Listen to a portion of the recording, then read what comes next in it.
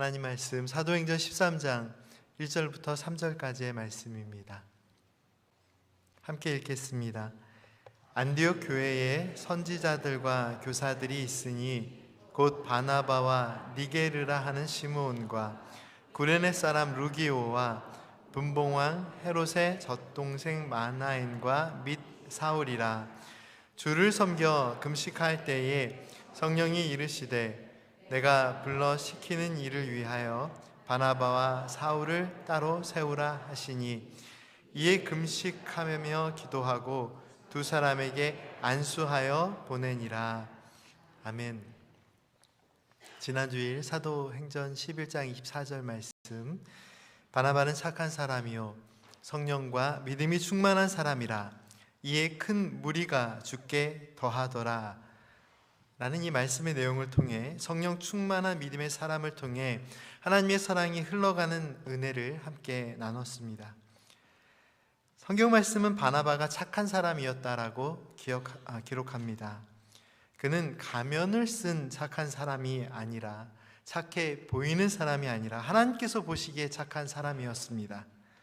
그의 진실한 믿음의 삶과 하나님의 마음을 닮은 그의 성품 속에는 하나님의 사랑이 분명하게 드러났습니다. 성경 말씀이 증언하는 진실함과 착함의 의미를 살펴보면 투명하여서 하나님의 은혜가 그대로 드러나는 모습을 의미합니다. 깨끗하여 하나님의 사랑이 남는 사람이 성경 말씀이 증언하는 착한 사람의 모습입니다. 예수님의 제자된 삶을 살아갈 때 우리에게는 하나님께서 보시기에 선하고 진실한 착한 삶을 살아가고 싶은 소망이 있습니다. 그런데 만일 우리 자신 스스로가 그런 삶을 살아가고 있는지를 돌아본다면 가장 먼저 확인해야 될 부분이 무엇일까요? 내가 머무는 이 자리에서 주님의 평강이 전해지고 있는지, 다른 지체들, 형제와 자매들에게 그리스도의 향기가 나라는 존재로부터 느껴지는 사람이 되고 있는지를 확인해 보아야 합니다.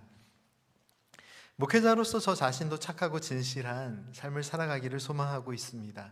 그렇다면 저 자신도 착하고 진실한 삶을 살아가고 있는지를 어떻게 확인할 수 있을까요? 제가 머물고 있는 이 자리, 그리고 제가 머물렀던 자리에 상처나 다툼이 아닌 그리스도의 화평이 전해지고 또한 은혜의 흔적들이 남고 있는지를 확인하는 것이 중요하다고 생각합니다.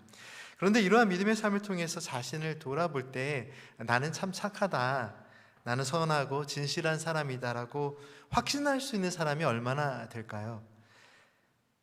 비록 하나님께서 보시기에 선하고 진실하고 착한 삶을 살고 있다라고 고백할 수 없는 우리에게 주시는, 우리 각 사람에게 주시는 하나님의 말씀의 위로가 무엇일까요? 놀랍게도 이어지는 말씀의 선포에서 그 내용을 찾을 수 있습니다.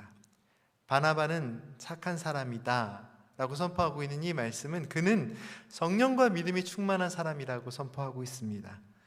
아니, 착하게 사는 것도 힘든데 성령과 믿음이 충만한 사람이 된다는 것은 더 높은 기준을 의미하는 것이 아닌가요? 라고 반문하실 수 있으십니다. 그런데요, 성령과 믿음이 충만한 사람은 자신의 의로 살아가는 사람이 아닙니다. 지난주일 말씀을 통해 강조해 드렸듯이 성령 충만한 사람은 우리를 사랑하시고 용서하시고 새롭게 하시는 하나님의 사랑이 차고 넘쳐 흐르는 은혜를 따라 살아가는 사람입니다. 성령의 사람 바나바는 차고 넘쳐 흐르는 하나님의 은혜 역사를 통해서 아름다운 것을 지킬 뿐만 아니라 하나님께서 맡겨주신 아름다움 위에 더 아름다운 것들을 이루며 살아갔습니다. 하나님의 사랑이 차고 넘쳐 흐르는 은혜의 사람 바나바는 그리스도의 복음이 확장되는 그 은혜의 자리에 서서 하나님의 은혜로 기뻐하였으며 그 은혜의 자리를 복음을 전파하며 또 사랑으로 섬기며 더욱 빛나고 아름답게 하였습니다. 바나바가 차고 넘치고 흐르는 하나님의 은혜 역사를 따라 사역했던 안디옥에서 예수님을 믿는 사람들은 비로소 그리스도인이라 일컬음을 받게 되었습니다. 성령과 믿음이 충만한 사람의 삶에 그리스도의 향기가 드러나야 합니다. 성령의 사람, 믿음의 사람이 머문 자리에는 예수 그리스도의 거룩하신 이름의 영광만이 남을 수 있어야 합니다. 성령의 사람은 오직 하나님의 사랑을 의지하고 그 사랑으로 살아가는 사람이기 때문입니다. 지난주 말씀의 내용에 이어서 오늘 함께 나눌 말씀의 은혜는 바나바를 통해 흘러간 하나님의 사랑이 안디옥을 넘어 온 세상으로 확장되어가는 놀라운 은혜의 이야기, 선교의 이야기가 이어지고 있습니다. 그리고 그 중심에 또 하나의 성령의 사람, 사도 바울이 있습니다. 지난주 설교 마지막 부분에 읽었던 말씀을 다시 한번 읽겠습니다. 사도행전 11장 25절과 26절 말씀입니다. 바나바가 사울을 찾으러 다소에 가서 만남에 안디옥에 데리고 와서 둘이 교회에 1년간 모여 있어 큰 무리를 가르쳤고 제자들이 안디옥에서 비로소 그리스도인이라 일컬음을 받게 되었더라. 아멘. 성령의 사람 바나바가 하나님의 은혜에 기뻐하며 많은 사람들을 하나님께로 인도했던 이 은혜의 자리 안디옥에서 바나바는 사울과 함께 동역하였습니다. 이 말씀 속에서 사울은 사도 바울입니다. 사도행전 13장 9절에 바울이라 불리는 사울이 성령 충만하여, 이런 표현이 있는데요, 이 말씀이 등장하기 전, 이 말씀이 기록되기 전 사도행전 13장 9절에 기록된 사도 바울은 사울로 기록되어 있습니다. 안디옥에 수많은 믿음의 사람들이 생겨날 때 바나바는 사울을 찾아가서 함께 사역하기를 권유하고 함께 동역을 시작합니다. 그런데 바나바가 사울을 이 믿음의 공동체 안으로 향하여 손을 내밀었던 것, 그것은 안디옥이 처음은 아닙니다. 사도행전 11장보다 앞선 9장 말씀을 읽어보면요, 다음과 같은 이야기가 있습니다. 사도행전 9장 26절 말씀에 사울이 예루살렘에 가서 제자들을 사귀고자 하나 다 두려워하여 그가 제자됨을 믿지 아니하니 바나바가 데리고 사도들에게 가서 그가 길에서 어떻게 주를 보았는지와 주께서 그에게 말씀하신 일과 다메섹에서 그가 어떻게 예수의 이름으로 담대히 말하였는지를 전하니라. 아멘. 사울은 다메섹으로 가는 길에 부활하신 주님을 만났습니다. 그리고 회개하고 회심하였습니다. 주님의 분명한 부르심을 받은 믿음의 사람이었습니다. 그러나 아직 믿음의 공동체가 사울을 받아들이는 것에 큰 장벽이 존재하고 있었습니다. 왜냐하면 사울은 예수님을 믿는 사람들을 핍박하고 박해했던 사람이었기 때문입니다. 교회의 박해자였던 사울이 회심하였다는 소식을 들었을 때 모든 사람이 의심하고 두려워했습니다. 바울이 회심한 직후에 예루살렘 교회는 그를 믿음의 동력자로 받아들이기를 주저했습니다. 그런데 바로 그 어려움의 시기에 바울을 인정해주고 바울을 공동체 안으로 세워준 사람이 바로 바나바였습니다. 바로 이 말씀의 내용에서 바나바가 사울에게 흘려보낸 하나님의 사랑이 확인되는데요, 그것이 무엇인가요? 바나바는 하나님의 부르심의 은혜 안에 있는 사울을 인정합니다. 바울을 그리스도 안에서 한 형제로 인정해 주었던 것이죠. 이것은 자신의 이해나 어떤 한계 안에 갇혀 있지 않고 하나님의 부르심의 뜻에 순종하는 바나바의 그 믿음의 삶을 통해서 가능했던 것인데요, 바나바는 나아가서 그를 믿음의 공동체 안으로 적극적으로 인도하였습니다. 사도행전 9장 말씀은 사울이 바나바의 도움으로 예루살렘 교회의 한 형제로 받아들여졌고 예수님을 전하는 사역을 감당하게 되었음을 기록하고 있는 것입니다. 그리고 사도행전 11장 말씀에서 바나바는 다시 사울을 찾아가서 안디옥으로 그를 초청하고 함께 동역합니다. 그런데 바로 이 과정에서 우리가 함께 생각해 보아야 할 부분이 있습니다. 너무나도 중요한 부분인데요, 바나바는 사울을 찾으러 어디로 갔을까요? 예루살렘이 아닌 다소로 갔습니다. 사도행전 11장 25절 말씀입니다. 바나바가 사울을 찾으러 다소에 가서, 바나바는 왜 그가 사울을 연결해 주었던, 사울을 믿음의 한 형제로 받아들여 주었던 예루살렘 교회가 아닌 다소로 가서 그를 찾아야 했을까요? 왜 사울은 예루살렘 교회가 그를 형제로 받아들였는데 예루살렘 교회에 머물지 않고 다소로 내려가 있었을까요?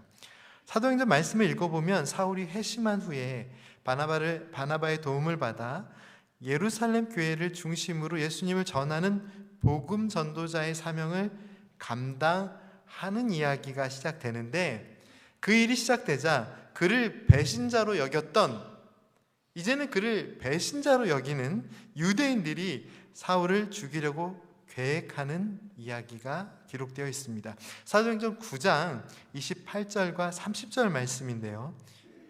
28절부터 30절의 말씀인데요. 함께 읽겠습니다. 사울이 제자들과 함께 있어 예루살렘에 출입하며 또 주 예수의 이름으로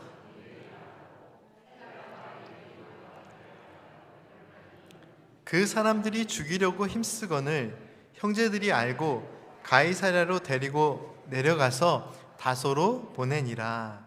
아멘. 사울, 즉 사도 바울은 죽음의 위험을 피해서 다소로 내려가 있었습니다. 바나바는 다소에 있는 사울을 찾아가서 손을 내민 것입니다. 사도 바울이 다소에서 무엇을 하고 있었을까요? 그리고 얼마나 오랜 기간 다소에서 머물고 있었을까요? 성경을 연구하는 학자들은 사도 바울이 다소에서 머문 기간을 대략 8년에서 10년 내외로 추정합니다. 그리고 성경 말씀이 보여주는 사도 바울의 이 다소에서의 시간은 살펴보면 기록이 없습니다. 바울이 다소로 몸을 피한 이후의 이야기, 사도행전 9장의 후반절, 그리고 사도행전 10장, 그리고 11장에 바나바가 다시 사울을 찾을 때까지 사울에 대한 이야기가 기록이 존재하지 않습니다. 사울의 이름조차 언급되지 않습니다.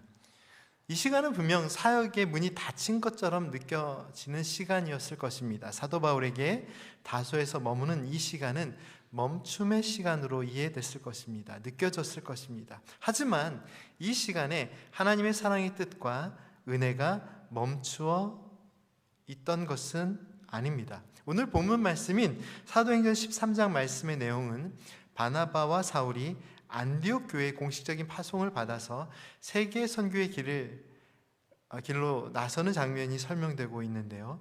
사도행전 13장 2절과 3절 말씀, 오늘 본문 말씀 가운데 2절과 3절 말씀을 함께 읽겠습니다. 주를 섬겨 금식할 때에 내가 불러시키는 일을 위하여 바나바와 사울을 따로 세우라 하시니 두 사람에게 안수하여 보내니라. 아멘. 지금 이 말씀 안에서 바나바와 사울은 안디옥을 넘어 세계를 향한 하나님의 은혜의 뜻을 품고 하나님의 사랑이 흘러가는 그 사랑의 길을 따라 나섭니다.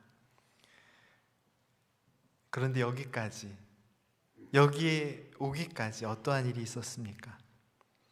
다소에서 10년간 머물렀던 사울에게 찾아간 바나바, 그리고 그 바나바를 통해 하나님의 사랑이, 하나님의 은혜의 뜻이 전해졌던 것입니다. 지금 방금 읽은 말씀의 내용을 보십시오. 이 두 사람은 성령 하나님께서 부르시고 성령 하나님께서 맡겨주신 사명을 위하여 세우심을 입은 사람들입니다. 성령과 믿음의 사람 바나바를 통해 하나님의 사랑이 차고 넘쳐 흘러서 이제 사울이 성령과 믿음의 사람으로 세움을 받고 안디옥을 넘어 더 넓은 선교지로 파송을 받습니다. 성령의 사람을 통해 하나님의 사랑이 흘러가고 또 그 사랑을 전해받은 사도 바울은 이제 그도 성령의 사람으로 세움을 받고 하나님의 사랑이 흘러가는 그 은혜의 길에서 하나님께서 맡겨주신 사역을 감당합니다. 예수 그리스도의 복음이 전파되는 그 은혜의 자리에 서서 하나님의 은혜가 차고 넘쳐 흐르는 그 은혜의 자리에 서서, 그리고 그 은혜의 길을 따라 하나님께서 맡겨주신 사명들을 감당합니다. 사랑하는 성도 여러분, 성령의 사람은 끊임없이 내 안에 차고 넘치는 하나님의 사랑을 흘러가게 하는 사람입니다. 성령의 사람은 하나님의 은혜가 흘러가는 길을 따라가는 사람입니다. 사도 바울이 행하였던 1차, 2차, 3차 선교 여정은 어떤 길이었습니까? 하나님의 사랑이 흘러가는 그 은혜를 따라 나아갔던 길입니다.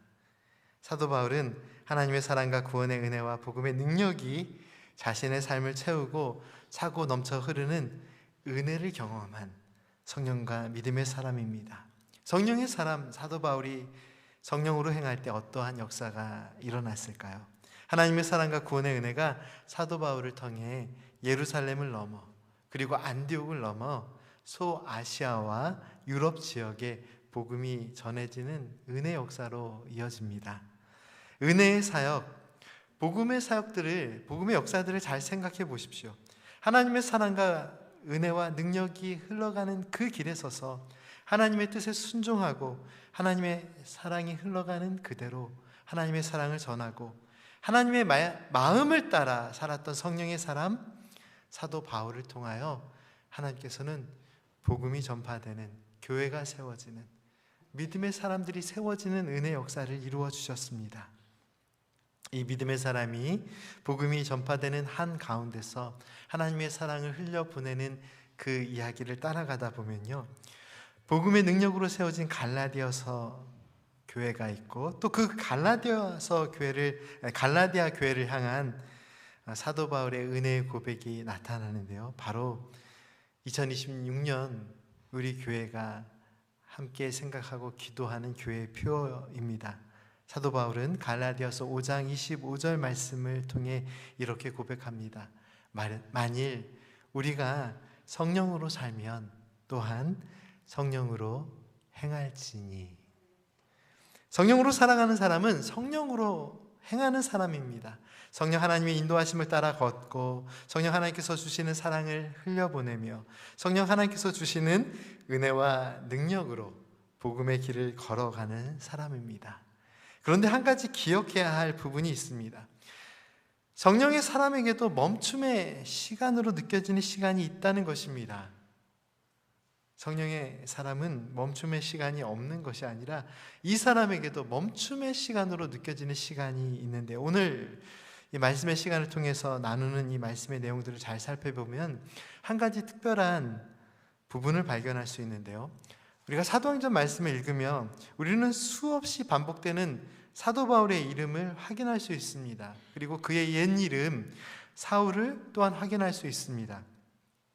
그를 통하여 역사하시는 하나님의 은혜 역사를 발견할 수 있습니다. 그런데 앞에서 살펴본 바와 같이 바나바가 사울을 예루살렘 교회로 인도하는 말씀의 기록인 사도행전 9장의 후반부 말씀부터 바나바가 다시 사울을 안디옥으로 초청하기 위해 다소로 찾아갔던 11장 25절의 말씀까지 사울의 이름이 성경에서 사라집니다. 사도행전 11장 25절 26절 말씀에서 바나바와 사울이 동역하며 안디옥에서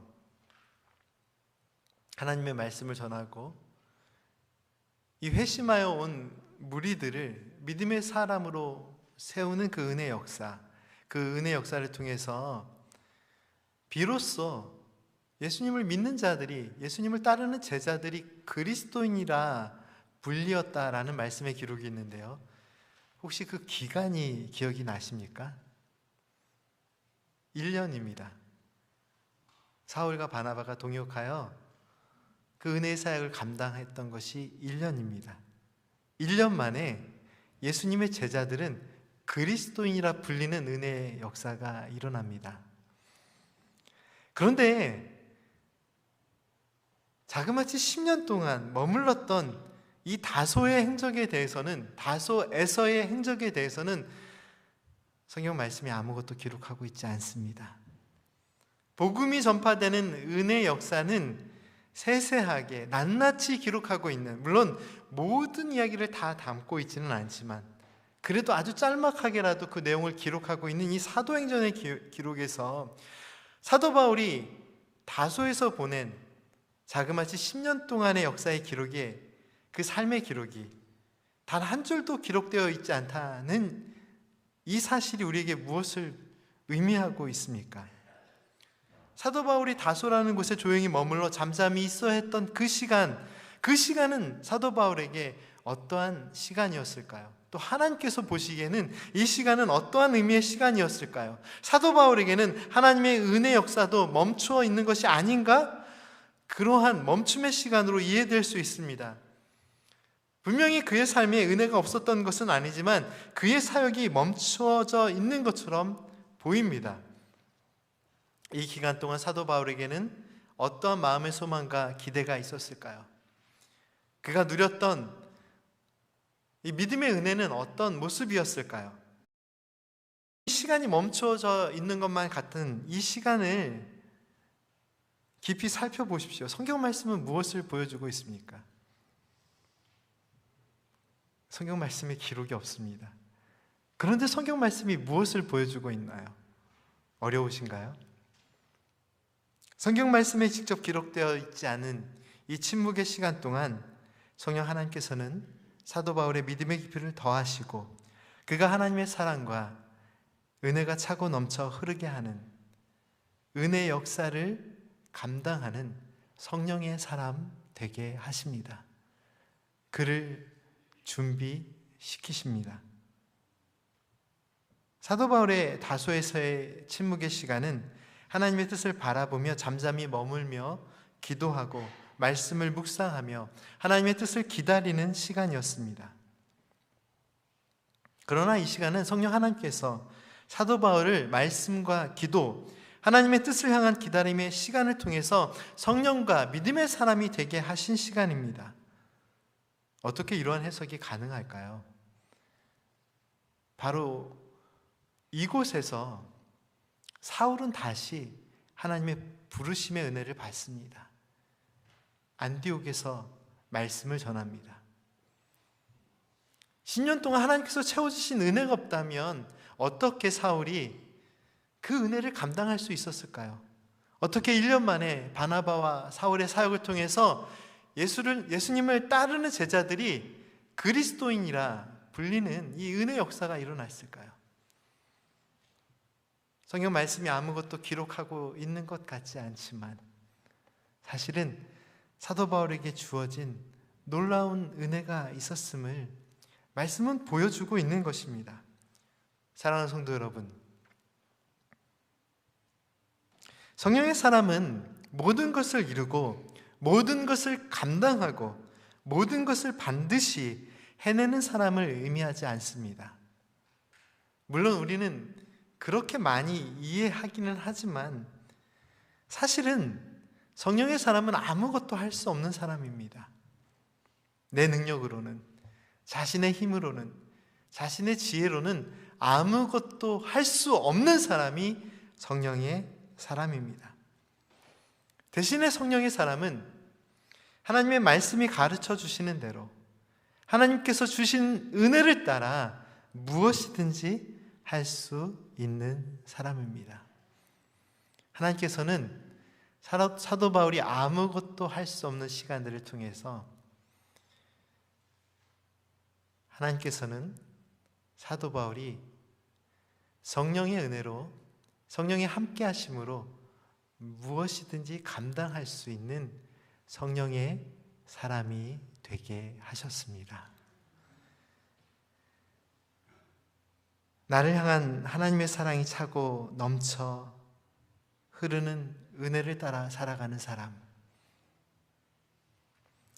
이 세상 속에서 때로는 내가 아무것도 할 수 없다라고 나의 무능함을, 나의 연약함을 고백할 수밖에 없으나 그러나 언제나 하나님의 사랑 안에 나는 부유하고 평안하고 기쁘고 행복하며 차고 넘치고 흐르는 은혜로 말미암아 나는 언제나 무엇이든지 할 수 있습니다. 나를 통하여 하나님의 거룩하신 뜻을 이루게 하시는 그 은혜에 감사합니다 라고 고백할 수 있는 성령의 사람이 되십시오. 때로는 우리 자신의 모든 계획과 구상과 할 수 있는 일들이 멈추어져 있을지라도 하나님의 사랑은 멈추지 않습니다. 하나님의 은혜는 계속해서 차고 넘쳐 흐릅니다. 성령의 사람은 그 은혜의 길에 서 있는 사람이고 또 그 사랑이 흘러가는 길을 따라 행하는 사람임을 사도 바울의 삶을 통하여 증거하고 있습니다. 사도 바울의 이름이 사라진 이 침묵의 시간에도 하나님의 사랑은 계속해서 차고 넘쳐 흐르는 은혜의 시간이었으며 하나님께서는 그를 성령과 믿음의 사람 되게 하셨습니다. 우리의 연약함의 시간들, 눈물의 시간들, 답답함의 시간들, 속상함의 시간들, 그 시간 속에서 우리를 하나님의 사람 되게 하시는, 성령의 사람 되게 하시는, 믿음의 사람 되게 하시는 그 하나님의 사랑 안에 거하기를 간절히 소망합니다. 오늘도 우리의 삶 가운데 그 무엇으로도 대신할 수 없는 놀라우신, 크고 넓으신, 완전하신 하나님의 사랑을 부어주심에 감사를 드립니다. 오늘 우리를 향한 하나님의 사랑도 사도 바울이 경험했던 그 은혜와 다르지 않습니다. 하나님께서는 동일한 은혜로 우리와 함께 하십니다. 내 삶의 침묵의 시간에도, 내 삶이 너무나도 큰 은혜의 충만함으로 분주한 시간에도 우리의 믿음의 삶을 차고 넘쳐 흐르게 하시는 하나님의 은혜가 있음을 가르쳐 주십니다. 이제 그 은혜의 시선을 따라 하나님의 시선으로 세상을 바라보고 나의 삶의 모든 지경이 하나님의 사랑이 흘러가는 은혜의 자리가 되게 하시는 성령 하나님께서는 오늘도 우리 안에 함께 하시며 하나님의 뜻을 우리 안에 이루시며 우리를 성령과 믿음의 사람 되게 하십니다. 함께 기도드리겠습니다. 사랑과 은혜 하나님, 바나바를 통해 사울을 세우시고 사울을 통해 온 세상에 복음을 전하게 하신 것처럼 저희 각 사람을 통해 하나님의 사랑이 흘러가게 하옵소서. 저희 각 사람이 하나님의 은혜가 흘러가는 은혜의 통로가 되게 하여 주옵소서. 우리의 침묵의 시간 속에서도, 우리의 분주함의 시간 속에서도 하나님께서 우리를 잊지 않으시고 여전히 사랑하시며 여전히 우리를 통해 역사하심을 믿습니다. 내 힘과 내 계획이 아니라 성령 하나님의 인도하심을 따라 하나님의 사랑을 받고 흘러보내며 하나님의 뜻에 순종하는 믿음의 삶을 살게 하여 주옵소서. 우리의 삶의 모든 지경이 하나님의 사랑이 흘러가는 은혜의 자리가 되게 하여 주옵소서. 예수님의 이름으로 기도드립니다. 아멘. 오늘 이곳에 계신 성령